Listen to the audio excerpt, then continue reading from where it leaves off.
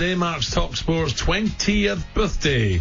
We'll be looking back at some of my, best and worst bits across the years, and how about this one? Possibly my most infamous moment when interviewing TV critic Gary Bushell. To be honest, I've been out for 3 days running and wasn't really interested.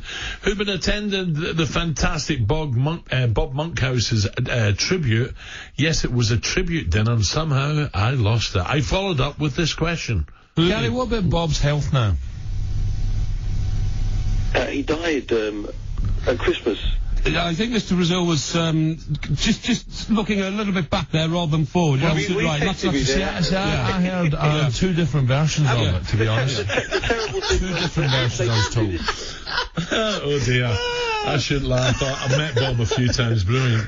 But I don't know what, I wasn't listening. I was like, he was going on about it. It was, like, all the biz news and the papers and stuff, and it wasn't really bothering me. And suddenly I just thought I'd better say a few words. As you do. Can you believe it?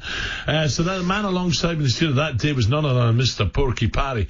He turned up yesterday, Army, didn't he? He did, yeah. He turned up, but he would be worse for wear when he ended up as well. He told the story, the Cheltenham story of Ken Bates, a little bit different to what you did, but his memory's murder, that's why. He had me and McCoist in stitches for a bit. Well, we asked Mr. Parry to recall what was going through his mind during my most famous mistake. Hi folks, it's Mike Porky Parry here. It's me, Porky. I worked with Al on The Breakfast Show for a good 6 years, and I've worked with him on other shows for many, many years since then. Let's just say that show business wasn't necessarily our strong subject, but we got on to bringing Gary Bushell into the studio. Gary Bushell, legendary showbiz writer, and Gary liked old school comedy. Jim Davidson was one of his favourites, but his all-time favourite was Bob Monkhouse. Been a bit of a fraud today. Why? Because I wasn't watching any TV last night. I was at the filming of the BAFTA tribute for Bob Monkhouse over at the BBC. This show goes out the weekend after next on BBC One. You're absolutely right. You're left with no doubt that Monkhouse was a giant. Gary pointed out that Bob had some health problems, Al earnestly nodding his head as Al does, showing great concern. Oh, that's terrible, Gary. That really is. Poor old Bob. He's had these health problems. And can I ask you this, Gary? Can I ask you this? Oh, no, absolutely. Gary, what about Bob's health now?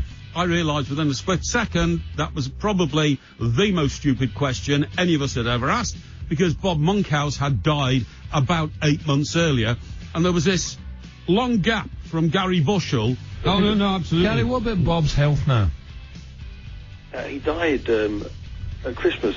I think Mr. Brazil was just looking a little bit back there rather than forward. I jumped in immediately and said, oh yes, that might have been his physical death, but of course he lives on, doesn't he, Gary? He lives on in your mind, in your memory, and all our memories. I heard two different versions of it, to be honest. The terrible thing two different versions, I was told. I'm not sure it worked. This man is the original talkSPORT legend. Yeah, I tell you, his memory's murdered, by the way. Don't worry about that. But he wasn't even in the studio, he was on the phone.